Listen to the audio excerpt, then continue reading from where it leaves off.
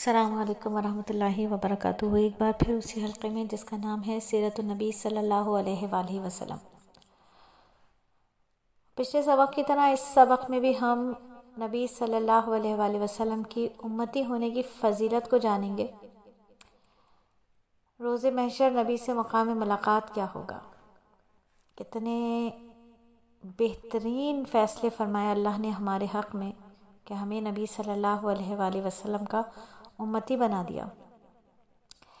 روز محشر کے بارے میں حضرت نضر بن انس اپنے والد انس بن مالک رضی اللہ تعالیٰ عنہ سے بیان کرتے ہیں کہ میں نے نبی معظم صلی اللہ علیہ وآلہ وسلم سے سوال کیا، آپ قیامت کے دن میرے سفارش کریں گے؟ آپ نے فرمایا ضرور کروں گا۔ میں نے کہا اللہ کے رسول، قیامت کے دن میں آپ کو کہاں تلاش کروں؟ آپ نے فرمایا سب سے پہلے تم مجھے پلصراط پر تیار کرنا۔ میں نے کہا اگر میں آپ سے پلصراط پر نہ مل سکوں؟ آپ نے فرمایا تب میزان کے پاس مجھ سے ملنا۔ میں نے کہا اور اگر آپ سے میزان کے پاس بھی نہ ملاقات ہو پائے تو؟ آپ نے فرمایا تم حوض کوثر پر پاؤ گے، کیونکہ میں ان جگہوں کے علاوہ اور کہیں نہیں ہوں گا۔ یہ تینوں مقامات ایسے ہیں جہاں امت کو پریشانی اور مصیبت کا سخت سامنا ممکن ہے۔ آپ صلی اللہ علیہ وآلہ وسلم ان تینوں جگہوں پر امت کی رہنمائی اور شفاعت کے لیے موجود رہیں گے۔ اس سے رحمت عالم کی شفقت اور الفت کا علم ہوتا ہے کہ آپ کو اپنی امت سے کس قدر تعلق ہے۔ کاش کہ امت کو بھی نبی سے اتنا ہی تعلق نصیب ہو جائے، کاش کہ ان سے ملاقات کی خواہش ہمارے دل میں جاگ جائے۔ محشر کا میدان، سوا نیزے پہ سورج کا ہونا، ہر شخص کا نفسی نفسی پکارنا، ہر شخص ایک دوسرے سے چھٹکارا حاصل کر رہا ہوگا۔ بیوی شوہر کو پہچاننے سے انکاری، شوہر بیوی کو پہچاننے سے انکاری، ماں بچوں کو پہچاننے سے انکاری، اور اس ایسی کیفیت میں ایک ہستی ہے جو امت کی فکر میں ہے۔ حضرت ابو ہریرہ رضی اللہ تعالیٰ عنہ سے منقول ہے آپ صلی اللہ علیہ وآلہ وسلم ایک قبرستان میں تشریف لائے اور فرمایا السلام علیکم اہل ایمان، ہم تم سے ملنے والے ہیں۔ اس کے بعد آپ صلی اللہ علیہ وآلہ وسلم نے صحابہ رضی اللہ تعالیٰ عنہ مجمعین سے فرمایا میرا جی چاہتا ہے کہ تم اپنے بھائیوں کو دیکھ لیتے۔ صحابہ رضی اللہ تعالیٰ عنہ مجمعین نے عرض کیا کیا ہم آپ کے بھائی نہیں؟ آپ صلی اللہ علیہ وآلہ وسلم نے فرمایا تم میرے صحابہ رضوان اللہ اجمعین ہو، میرے بھائی تو وہ لوگ ہیں جو اب تک نہیں آئے۔ صحابہ رضی اللہ تعالیٰ عنہ نے عرض کیا یا رسول اللہ، آپ کی امت میں جو لوگ اب تک نہیں آئے آپ ان کو کیسے پہچانیں گے؟ آپ نے فرمایا تم ہی بتاؤ کہ اگر ایک شخص کا سفید پیشانی اور ہاتھ پاؤں والا گھوڑا کالے سیاہ گھوڑوں میں کھڑا ہو تو کیا یہ شخص اپنے گھوڑے کو نہیں پہچانے گا؟ صحابہ نے عرض کیا کیوں نہیں یا رسول اللہ؟ آپ نے فرمایا میرے امتی اس حالت میں آئیں گے کہ وضو کے اثر سے ان کے چہرے اور پاؤں روشن ہوں گے اور میں حوض پر ان کا استقبال کروں گا۔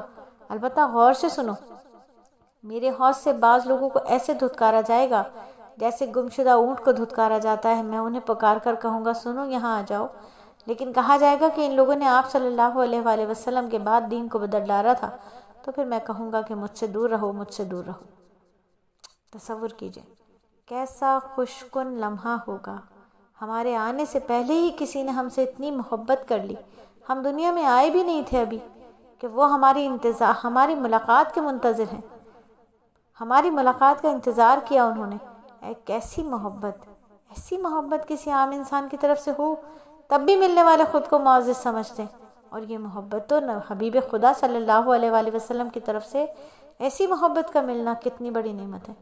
والدین کا بھی اپنی اولاد سے کوئی تعلق نہیں ہوتا جو ابھی دنیا میں نہیں آئی ہوتی، لیکن رحمت دو عالم اپنی امت سے کس قدر گہرا تعلق ہے کہ صدیوں بعد آنے والی امت کی نجات کے لیے فکر مند ہیں، ان کے دیکھنے کی خواہش کر رہے ہیں۔ خوش نصیب امتی ہیں جو اپنے نبی کے دیدار کے لیے بے قرار ہوں اور محبت کی عملی طور پر قدردانی کرنے والا ہو۔ تو وضو تو تب وضو بنے گا، اعضاء تو تب چمکیں گے جب وضو کے اعضاء کو یہ سمجھ کر دھویا جائے گا کہ یہ گناہوں سے لتھڑے ہوئے ہیں۔ تو اس کے لیے مختصر سی بات سمجھ لیجئے کہ جب بھی وضو کرنے کھڑے ہوں تو تصور کر لیجئے کہ میرے ہاتھ، پیر، آنکھیں، چہرہ، سر سب کا سب گناہوں کی گندگی سے لتھڑا ہوا ہے اور وضو کا پانی میرے گناہوں کو دھو رہا ہے۔ تو سب سے پہلے ہاتھ دھوتے وقت دعا کرنا ہے اللہ میرے ان ہاتھوں سے جو بھی گناہ ہوئے ہیں ان کو معاف فرما دیجئے۔ اے اللہ میرا نامہ اعمال سیدھے ہاتھ میں عطا فرمائیے گا۔ کلی کرتے ہوئے کہنا ہے اللہ اس منہ کو نبی صلی اللہ علیہ وآلہ وسلم کے ہاتھ سے جام کوثر نصیب فرمائیے گا۔ اے اللہ اس زبان کو اپنا کلام پڑھنے کا عادی بنا دیجئے۔ اے اللہ اس زبان کو غیبت سے بچا لیجئے۔ ناک میں پانی ڈالتے وقت دعا کیجئے کہ اللہ تعالیٰ مجھے موت کے بعد جنت کی خوشبوؤں سے میری ناک کو معطر فرمائیے گا، جہنم کے دھوئیں سے میری ناک کو بچائیے گا۔